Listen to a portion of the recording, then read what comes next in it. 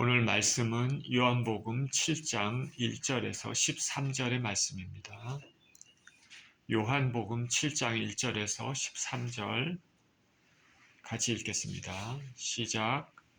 그 후에 예수께서 갈릴리에서 다니시고 유대에서 다니려 아니하심은 유대인들이 죽이려 함이로라. 유대인의 명절인 초막절이 가까운지라. 그 형제들이 예수께 이르되 당신이 행하는 일을 제자들도 보게 여기를 떠나 유대로 가소서. 스스로 나타나기를 구하면서 묻혀서 일하는 사람이 없나니 이 일을 행하려 하거든 자신을 세상에 나타내소서 하니 이는 그 형제들까지도 예수를 믿지 아니함이로라. 예수께서 이르시되 내 때는 아직 이르지 아니하였거니와 너희 때는 늘 준비되어 있느니라. 세상이 너희를 미워하지 아니하되 나를 미워하나니 이는 내가 세상의 일들을 악하다고 증언함이라. 너희는 명절에 올라가라. 내 때가 아직 차지 못하였으니 나는 이 명절에 아직 올라가지 아니하노라. 이 말씀을 하시고 갈릴리에 머물러 계시니라. 그 형제들이 명절에 올라간 후에 자기도 올라가시되 나타내지 않고 은밀히 가시니라. 명절 중에 유대인들이 예수를 찾으면서 그가 어디 있느냐 하고 예수께 대하여 무리 중에서 수군거림이 많아 어떤 사람은 좋은 사람이라 하며 어떤 사람은 아니라 무리를 미혹한다 하나 그러나 유대인들을 두려워함으로 드러나게 그에 대하여 말하는 자가 없더라. 아멘.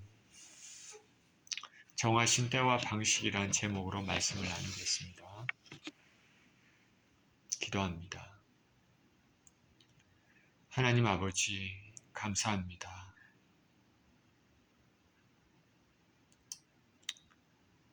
오늘도 귀한 예배로 주님 앞에 나왔습니다. 주님 말씀에 통하여서 우리의 심령이 살아나는 역사가 있도록 주님 축복하여 주옵소서.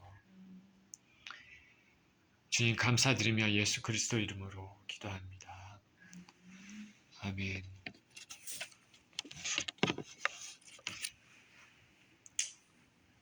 우리 인생을 살다 보면 때가 굉장히 중요할 때가 있습니다. 매우 중요함을 알 수 있는데 우리가 이 세상에 날 때가 있고 또한 결혼할 때가 있고 죽을 때가 있습니다. 나는 것과 죽는 것 모두 하나님의 계획에 따라 이루어집니다. 하나님의 때에 따라 이루어집니다. 하나님께서 정하셨습니다. 결혼도 우리가 하나님의 때에 따라 그렇게 뜻에 따라 하게 되면은 아름다운 결혼 생활을 하게 됩니다. 저는 많은 사람들이 결혼 생활에 실패해서 이혼하는 경우는 결국에는 하나님의 때에 따라 하나님의 뜻에 따라 결혼하지 않았기 때문에 그런 것이 아닌가 생각이 들기도 합니다. 우리 삶에서 하나님을 제쳐놓고 우리의 때와 우리의 방식대로 일하게 될 때 낭패를 당하는 경우가 많습니다. 우리가 정하던 때, 우리가 만든 방식대로 하나님의 뜻을 무시하고 하나님의 계획을 무시하고 하다 보면 하나님의 돌보심을 도와주심을 기대할 수 없습니다. 우리 예수님께서는 공생의 내내 아버지 하나님에 대해서 말씀하셨습니다. 예수께서 말씀하시기를 내가 하는 이 말은 내 말이 아니라 아버지께서 나에게 주신 그 말씀, 그 말을 내가 하는 것이다. 아버지께서 일하시는 것 같이 나도 일한다. 예수님과 하나님과의 관계가 이와 같았습니다. 우리 주님께서는 하나님 아버지의 뜻에 절대적으로 순종해서 그렇게 공생애를 사셨습니다. 아버지의 뜻에 따라, 아버지의 뜻에 따라 모든 일을 행하셨습니다. 예수님 본인의 의지가 아니라 하나님 아버지의 뜻, 하나님 아버지의 때에 따라 일한 것이죠. 오늘 본문도 그것을 보여줍니다. 1절에 이렇게 말합니다. 그 후에 예수께서 갈릴리에서 다니시고 유대에서 다니려 아니하심은 유대인들이 죽이려 함이로라. 예수님께서는 갈릴리 지역뿐 아니라 예루살렘을 중심으로 유대 지역에서도 말씀을 전하시고 병든 자를 고치시고 귀신을 쫓아내시며 기적들을 행하셨습니다. 이런 것들로 인해 많은 사람들이 예수님께 몰려들었습니다. 이전에 침례 요한에 대해서 적대적인 종교 지도자들은 이제 예수 그리스도께서 행하신 것에 대해서 의심스러운 눈초리를 보내고 있습니다. 침례 요한은 그들이 체포하고 침례 요한은 결국에는 순교를 당했지만은 이제 사람들이 잠잠해질 줄 알았는데 오히려 예수님 앞에 더 많은 사람들이 모이고 있습니다. 침례 요한은 말씀 안 전했지만 예수님은 기적과 이적을 통해서 많은 표적들, 초자연적인 표적을 행하셨습니다. 당국은 종교 지도자들은 이제 예수님께 초점을 맞추고 예수님에 대해서 의심스러운 눈초리를 보냅니다. 그러면서 박해를 시작합니다. 박해의 강도가 점점점 높아집니다. 사람들이 모이면 모일수록 박해의 강도는 점점 높아집니다. 특히 베데스다에서 38년 된 병자를 예수님께서 안식일에 고치셨습니다. 놀라운 소식이고 이것은 주위 사람들에게, 예루살렘 사람들에게 떠들썩한 일이 됐겠죠. 안식일에 고쳤다 해서 자기들의 신앙과 반대된다고 해서 예수님을 박해하기 시작합니다. 또 예수님께서 하나님을 친아버지라고 말씀하신 것으로 인해서 신성모독이라 하여 예수님에 대한 박해가 점점 심해집니다. 이제는 예수님을 죽이려는 계획을 가지고 있었습니다. 그런 가운데 사람들은 점점 더 예수님께 모입니다. 오병이어의 기적을 통해서 예수님을 향한 군중들의 관심은 더욱더 커졌습니다. 그러나 동시에 예루살렘을 중심으로 종교제자들, 바리새인들을 중심으로 박해는 점점 심해집니다. 이를 감지한 예수님께서는 이제 갈릴리 지역에서 하나님 나라의 복음을 전파하려고 하셨습니다.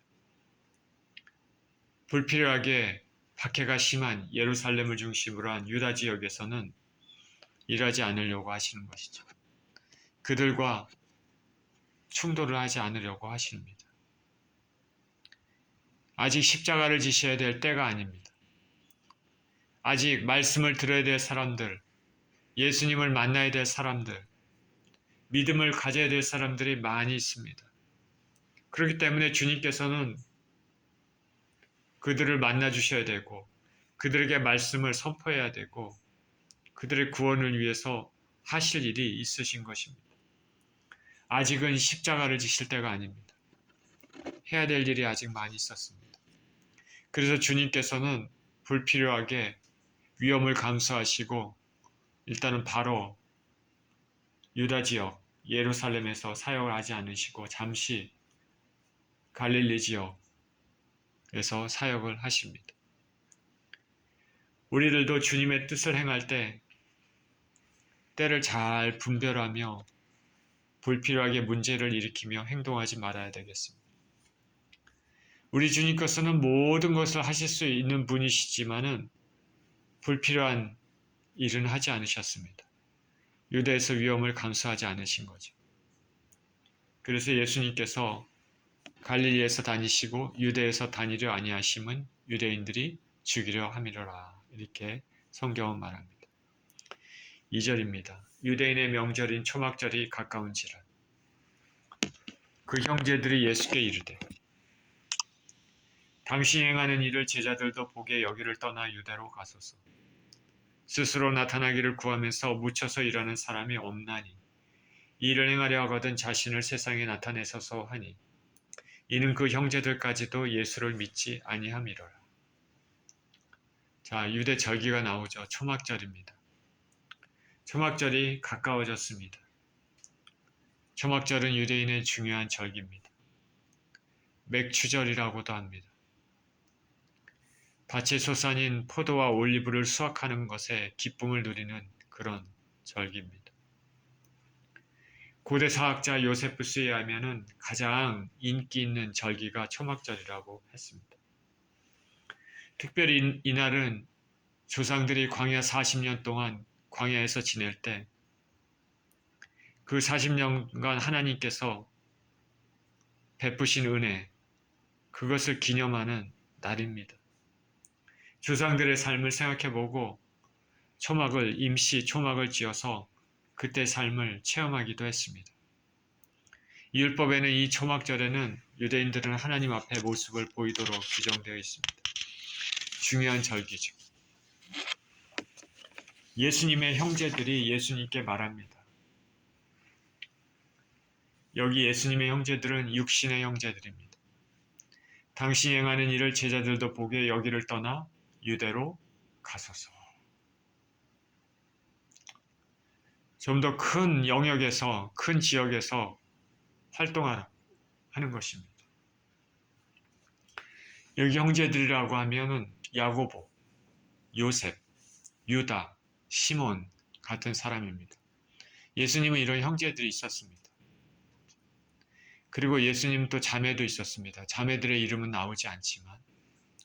그러니까 아버지 요셉, 어머니 마리아, 장남인 우리 주님이 계셨고, 그렇게 4명의 또 남자 형제들, 동생들이 있었고, 또 자매들도 있었습니다. 야고보는 야고보서의 저자입니다. 예수님 승천 이후에 예루살렘 초대교회 지도자가 됐습니다. 그는 경건한 삶을 산 것으로 유명합니다. 기도를 많이 해서 낙타무릎같이 되었다 합니다. 그러나 그는 예수님 공생의 기간 중에는 예수님을 믿지 않았습니다. 그러나 추후 예수님이 죽으신 후 부활하신 후에 이 야고보를 만나주셨습니다. 그런 후에 야고보가 예수님이 주님이라는 것을 알게 된 것이죠. 그래서 예수님이 하나님 아들이심을 믿게 된 것입니다. 그가 쓴 야고보서 처음에 이렇게 얘기합니다. 자신을 예수 그리스도의 종, 예수 그리스도의 종 야고보는. 이전에는 자기는 육신의 형으로 생각했는데 그게 아니었다는 것을 알게 된 것이죠. 그리고 유다라는 인물이 나옵니다. 유다는 유다서의 저자입니다. 그도 야고보와 같이 예수님을 믿게 되었습니다. 초대교회에서 유명한 사람이 되었습니다. 그러나 여기서 알 수 있듯이 예수님 공생에서는 당시에는 예수님 믿지 않았습니다. 다른 두 사람 요셉과 시몬에 대해서는 성경에 나와 있지 않기 때문에 우리가 무엇이라 말할 수 없지만 이 4명의 형제들, 예수님이 하나님의 아들이시고 메시아이심을 공생의 당시에는 믿지 않았습니다. 그렇기 때문에 이들은 예수님께 얘기합니다. 당신이 행하는 일을 제자들도 보게 여기를 떠나 유대로 가소서. 이들은 예수님 공생의 당시 예수님이 행하신 일들을 보면서 단지 예수님께서 유명해지려고 하는 것이 아닌가 생각한 것 같습니다. 그리고 이들이 말하기를 스스로 나타나기를 구하면서 묻혀서 일하는 사람이 없나니 이 일을 행하려 하거든 자신을 세상에 나타내소서. 자, 유명해지려던 절기, 초막절 같은 그 절기에 예루살렘에 가서 정말 전국에서 모이는 많은 사람들 앞에 가서 그들에게 보이라는 것이죠. 그래서 많은 사람들의 마음을 얻고 유명해질 수 있다는 것입니다. 예수님이 왜 이 땅에 오셨는지, 예수님이 누구신지에 대해서 알지 못합니다.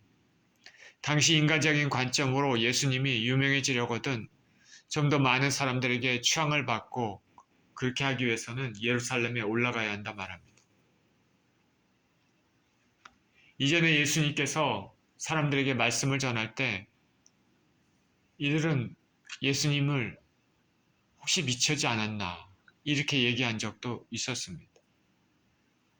이와 같이 예수님께서는 하나님 아버지의 뜻을 행할 때 형제들은 이해를 하지 못했습니다. 따라서 형제들로부터 어떤 도움도 이해도 받지 못했습니다.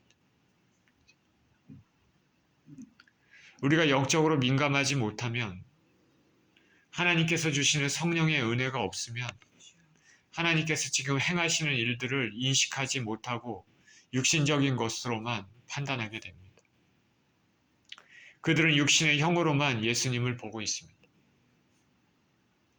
신앙생활 하다 보면 동일한 사건을 보고 동일한 말씀을 들어도 깨닫는 자와 깨닫지 못하는 자, 그리고 마음을 여는 자와 마음을 열지 않는 자가 있다는 것을 우리가 알 수 있습니다. 바리새인 니고데모는 바리새인임에도 불구하고 사내들인 공회 회원임에도 불구하고 기득권을 가진 사람에도 불구하고 예수님이 행하신 것을 듣고 깨달았습니다. 그리고 예수님께 나와서 고백합니다. 우리가 당신은 하나님께로서 오신 선생인 줄 아나이다. 하나님께서 함께하지 아니하시면 당신 행하시는 이런 표적을 아무라도 할 수 없음이니이다. 그런데 가장 가까이 있었던 예수님 형제들은 예수님을 믿지 않았습니다. 고향의 나사렛 사람들, 또 예수님을 배척했습니다. 회당에서 예수님께서 고향에서 말씀을 전할 때 이들은 예수님의 말씀에 놀라워하면서도 아니, 이 예수는 우리 마을에서 자라난 사람 아닌가? 요셉과 마리아의 아들 아닌가? 그 형제와 누이들이 지금 우리와 함께 있지 않는가? 그들은 예수님을 의심스러운 눈으로 보고 배척을 한 것이죠. 믿음을 갖는 것은 결코 쉽지 않습니다.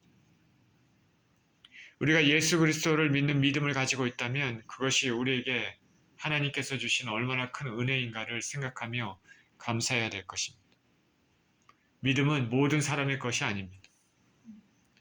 우리 주님께서는 외로운 사역을 하셨다라는 것을 알 수 있습니다.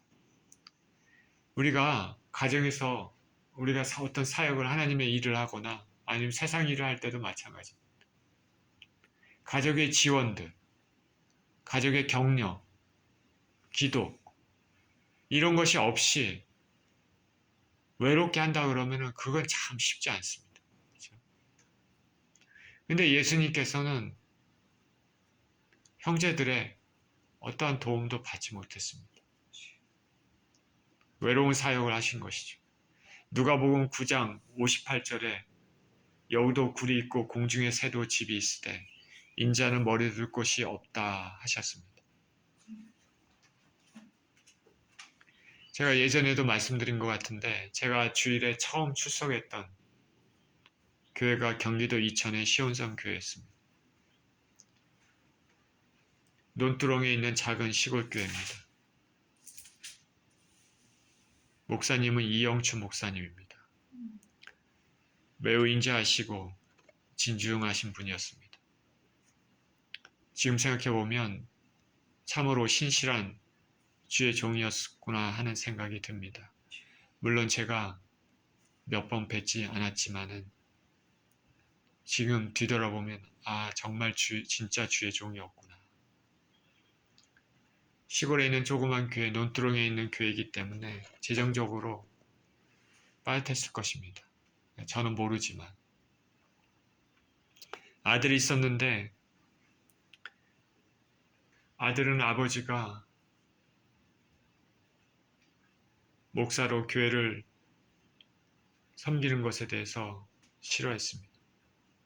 교인들이 준 헌금을 가지고 목회하는 것, 생활하는 것 이것이 아들이 보기에는 아주 싫은 것이죠. 다른 사람의 돈으로 생활한다는 것이 아들은 싫었습니다.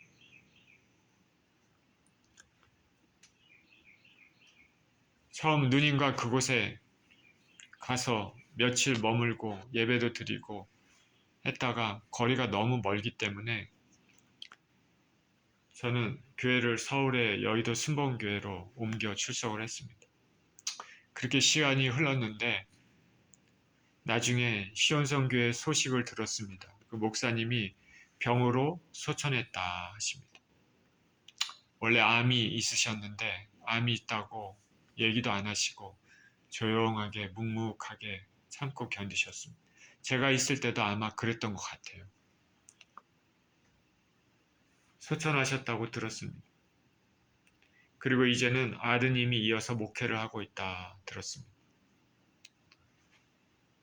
예전에는 자식이 아버지를 그렇게 목회하는 것에 대해서 싫어하고 그랬는데 이제는 아드님이 오히려 목사가 돼서 목회를 한다 이렇게 들었습니다. 분명 어느 시점에서 하나님의 은혜가 분명히 있었을 것입니다. 그러나 목사님께서 그 목회할 당시에는 이 아들은 이해를 하지 못했습니다. 왜 아버지는 다른 사람이 준 돈으로 생활을 하고 그렇게 할까? 싫었던 것이죠. 우리 주님께서는 우리 형제들, 육신의 형제들에게 도움을 받지 못했습니다.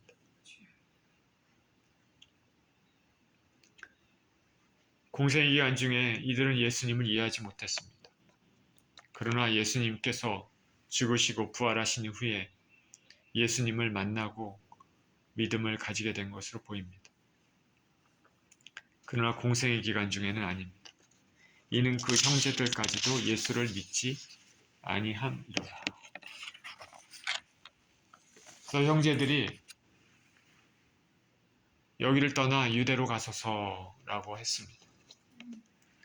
그랬더니 6절에 예수님께서 말씀하십니다. 6절 예수께서 이르시되 내 때는 아직 이르지 아니하였거니와 너희 때는 늘 준비되어 있느니라. 내 때는 아직 이르지 아니하였거니와 너희 때는 늘 준비되어 있느니라. 이것은 영적인 말입니다. 우리가 시간이 지나서 우리가 이 말씀을 읽을 때 이해하지만 이 당시에 형제들은 이해하지 못했겠죠. 내 때는 아직 이르지 아니하였거니와 너희 때는 늘 준비되어 있느니라. 내 때는 이르지 아니하였다. 갈릴리 가나에서 마리아가 예수님께 포도주가 없다고 청했을 때 예수님께서 답변 이렇게 하셨습니다. 여자여 나와 무슨 상관이 있나이까? 내 때가 아직 이르지 못하였나이다. 내 때가 이르지 못하였나이다. 포도주로 상징하는 예수 그리스도의 피 흘리심을 의미하는 것이죠. 십자가의 지심을 의미합니다. 본문에서 예수님의 답변, 내 때가 아직 이르지 아니하였다라는 것은 예수님께서 십자가를 지실 때가 아님을 보여줍니다. 예수님께서는 철저히 하나님 아버지의 시간표대로 움직이십니다.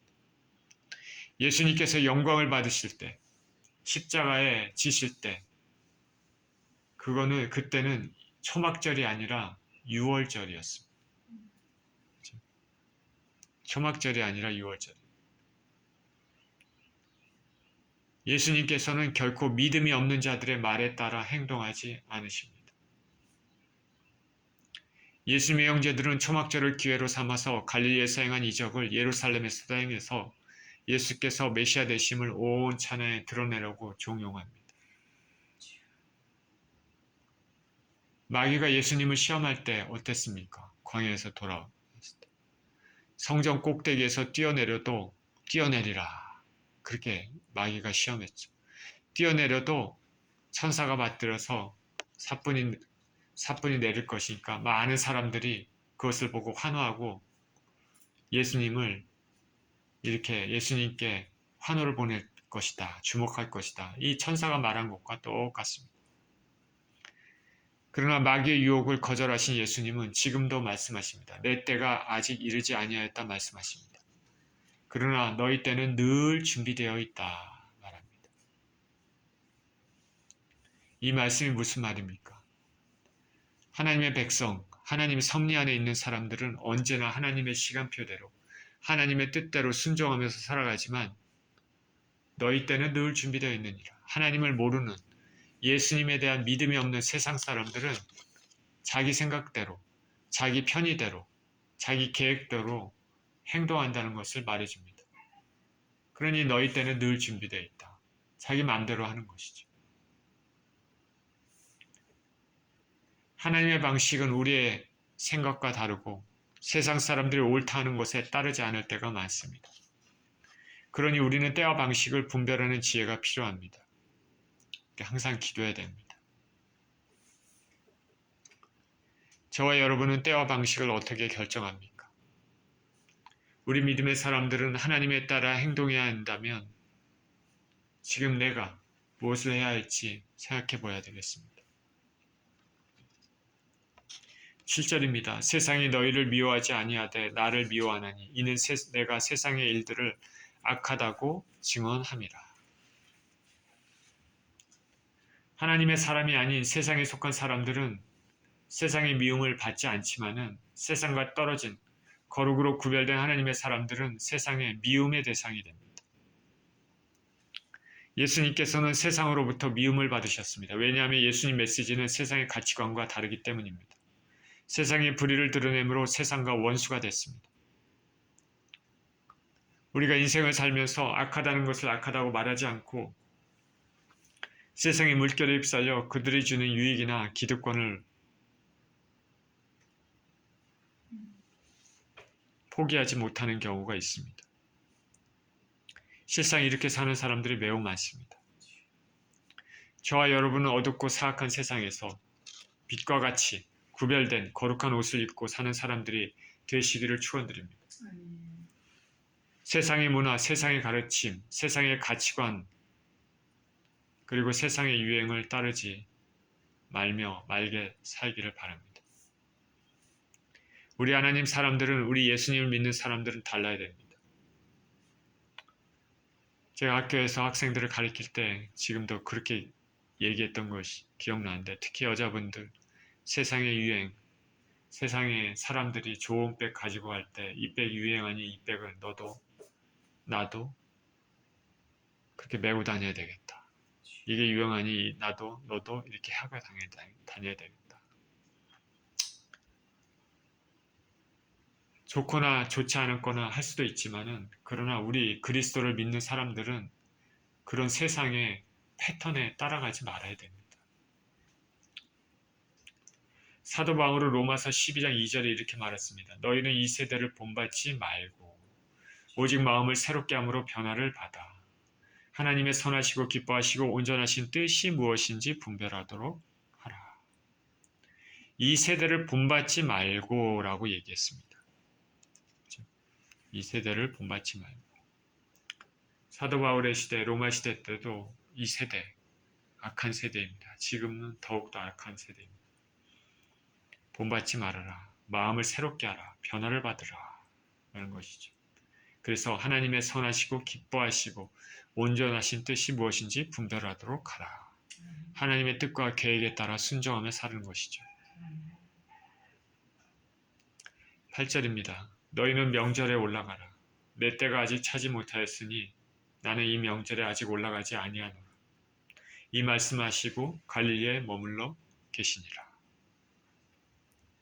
예수님 형제들에게 너희는 명절에 올라가라. 내 때가 아니니 나는 올라가지 않겠노라. 하나님의 때에 따라 움직이는 예수님같이 우리들도 때를 잘 분별해야 됩니다. 그 하나님의 때는 우리가 잘 알 수는 없지만 매일매일 삶 가운데 기도로 하나님과 교제하고 나갈 때 지혜를 주실 줄 믿습니다. 하나님은 우리 인생의 때를 정해 놓으셨습니다. 내가 이 세상에 날 때가 있고 떠날 때가 있습니다. 그렇기 때문에 때를 맞추며 생각하며 지혜롭게 우리는 살아야 될 줄 믿습니다. 전도서 3장 1절에서 11절에 이렇게 얘기합니다. 1절은 천하의 범사에 기한이 있고 모든 목적이 이룰 때가 있다. 하나님께서 정하신 것입니다. 날 때가 있고 죽을 때가 있으며 심을 때가 있고 심은 것을 뽑을 때가 있으며, 그리고 11절에 하나님이 모든 것을 지으시되 때를 따라 아름답게 하셨고 또 사람에게 영혼을 사모하는 마음을 주셨느니라. 그러나 하나님이 하시는 일의 시종을 사람으로 측량할 수 없게 하셨도다. 자, 우리는 잘 모르지만 부족한 인생, 제한된 능력을 가진 인생들은 모르지만 우리가 때를 잘 알면 참 온전한 이 땅에서의 삶을 살게 될 것입니다. 그렇기 때문에 하나님 앞에 기도하며 의지하며 묻고 그렇게 교제하면서 하나님이 주시는 지혜로 이 땅을 살아가야 될 줄 믿습니다. 10절입니다. 그 형제들이 명절에 올라간 후에 자기도 올라가시되 나타나지 않고 은밀히 가시니라. 명절 중에 유대인들이 예수를 찾으면서 그가 어디 있느냐 하고 예수에 대하여 무리 중에서 수군거림이 많아 어떤 사람은 좋은 사람이라 하며 어떤 사람은 아니라 무리를 미혹한다 하나 그러나 유대인들을 두려워함으로 드러나게 그에 대하여 말하는 자가 없더라. 예수님의 형제들이 명절에 올라간 후에 예수님께서도 올라가셨습니다. 자, 우리는 알 수는 없지만 아마도 하나님의 허락이 있었던 것으로 보입니다. 처음에는 올라가지 않으신다 말씀하셨다가 형제들이 다 올라간 후에 또 올라가셨다. 혼자 은밀히 올라가셨다 합니다. 하나님께서 허락하신 것으로 우리가 생각이 들 수 있습니다. 예수님은 수많은 사람들이 무리를 지어 예루살렘에 올라갈 때 혼자서 은밀히 올라가셨습니다. 명절 중 예루살렘에 모인 사람들이 서로 묻습니다. 예수가 어디 있지? 이 명절에 분명 올라왔을 텐데. 이미 예수님은 유명한 사람이 되어 있었습니다. 그래서 사람들은 예수님께서 명절에 무엇을 행할지 호기심이 많았습니다. 그 중에 어떤 사람들은 예수님께 호의를 가졌습니다. 반면에 또 어떤 사람들은 예수님이 무리를 미혹해 선동하는 사람으로 알았습니다. 그렇지만 어느 누구도 드러내게 말하지 않았습니다. 왜냐하면 유대 당국, 종교 지도자들이 이미 예수님을 잡고 죽이려는 계획을 가지고 있었기 때문입니다. 자, 상상해 가십니까? 초막절에 유대 예루살렘에 전국 각지에서 해외에서 수많은 유대인들이 모입니다. 북적북적합니다. 사람들은 예수님에 대해서 관심이 많습니다. 예수도 여기 왔을 텐데 호기심이 많죠. 그 어떤 사람들은 예수님에 대해서 예수님 좋은 분이다. 또 어떤 사람들은 아니다. 세상을 미혹하는 사람이다. 그렇게 마음 가운데 조용히 품고 있지만은 드러내놓고 공공연하게 크게 얘기하지는 못합니다. 왜냐하면 종교 지도자들, 성전 맡은 자들, 유대 당국들이 어떻게든지 예수님을 만나면 체포하고 죽이려고 계획을 가지고 있기 때문에 그렇습니다. 분위기가 그런 것이죠.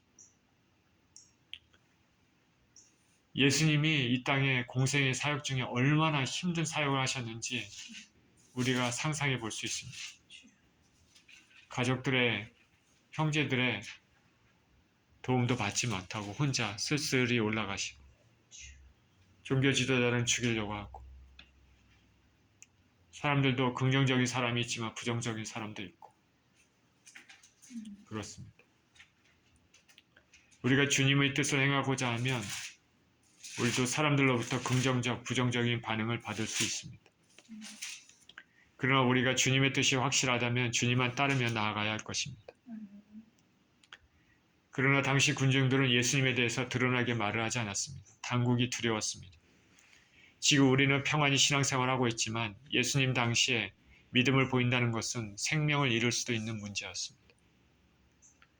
예수님이 나면서 눈먼 자, 그 맹인을 고치셨습니다. 맹인을 고쳤다고 유대인들이 예수님에 대해서 박해하기 시작하고 그럽니다. 맹인을 잡아 신문하죠. 어떻게 눈을 떴느냐 여러 가지 묻습니다. 예수님이 그가 누구인지 나는 모르겠다. 결국 원하는 답을 얻지 못하니까 맹인의 어머니도 불러다가 오히려 신문합니다. 이게 너희 아들이냐. 그리고 여러 가지를 신문합니다. 맹인의 어머니는 포커스를 아들에게 돌립니다. 나는 모릅니다. 저가 눈을 떴으니 저에게 물어보십시오. 맹인의 어머니는 분명히 자기 아들이 기적을 얻고 이게 눈을 뜬 거는 정말로 기뻐하고 즐거워하는 일인데 당국에 그 신문에 두려워갖고 그냥 아들에게 모든 책임을 돌리고 하나님께 영광을 돌리지 못하는 것이죠. 그죠? 하나님께서 주신 그 은혜, 받은 은혜에 대해서 예수님께 영광을 돌리지 못했습니다. 믿음의 사람들은 결정을 할 때 우리는 순간에 휩쓸리지 말고 항상 주님 편에 서서 결정을 해야 됩니다. 제가 이 말씀을 들으면서 한국의 정치 상황에 대해서 생각이 들었습니다. 옳고 그름의 판단 기준이 정말 정의롭고 진실되고 바른 것에 기초한 것이 아니라 내 편이냐 네 편이냐에 따라서 옳고 그름이 판단이 됩니다. 잘못되고 거짓되도 우리 편이면 그것이 바르다고 판단을 합니다. 맞아도 우리 편이 아니면 틀렸다고 판단합니다. 주의를 봐서 당이 찬성하면 잘못된 일임에도 모두 찬성하는 일이 비일비재합니다. 우리 한국은 참으로 정말 조그만 나라고 하나님이 지켜주지 않으면 언제 어떻게 될지 모르는 그런 나라입니다. 우리는 고국을 위해서 기도해야 됩니다. 고국이 잘 돼야 타국에 사는 우리들도 자부심을 느끼게 됩니다. 오늘 본문을 통해서 우리는 때와 방식에 대한 생각을 해보게 됩니다. 주님은 철저히 하나님의 때에 따라 하나님 방식에 따라 행동하셨습니다. 하나님께서 주님에게 주신 계획에 따라 행동하셨습니다. 주님의 공생기간에 행하셨던 일은 아버지의 뜻을 이루는 일이었습니다. 주님의 이 모습은 저와 여러분들도 따라야 될 모습입니다. 주님이 아버지의 뜻에 순종해서 모든 일을 행하신 것처럼 저와 여러분들도 주님의 뜻에 따라 하나님의 때와 방식에 따라 순종해서 행하는 인생이 되시기를 예수 그리스도 이름으로 축원드립니다. 기도하겠습니다. 하나님 아버지, 우리 주 예수 그리스도께서는 철저히 아버지께 순종하시고 하나님의 계획과 하나님의 뜻과 하나님의 방식에 따라 일하셨습니다. 참 외롭게 사역하심에도 오직 아버지만을 바라보고 아버님 뜻대로 순종하며 사역하셨습니다. 하나님 아버지, 우리들도 이 땅에 살면서 하나님의 뜻과 하나님의 계획에 따라 주님 주신 말씀에 따라 그렇게 순종하며 사는 인생들 되게 하여 주시옵소서. 감사드리며 우리 주 예수 그리스도 이름으로 기도합니다. 아멘.